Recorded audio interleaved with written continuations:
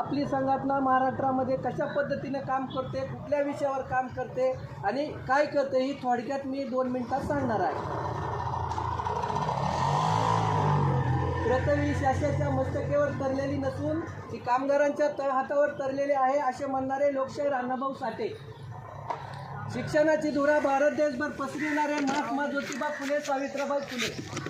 15 August 1947ला Bharat देश स्वतंत्र झाला आणि आपल्या देशाला घटना अर्पण करणारे डॉक्टर बाबासाहेब आंबेडकर.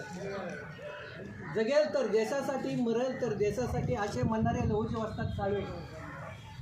कोल्हापूर संस्थांमध्ये बहुजन समाजाला 50% आरक्षण देणारे छत्रपती शाहू महाराज. रयतेचा राजा छत्रपती शिवाजी महाराज.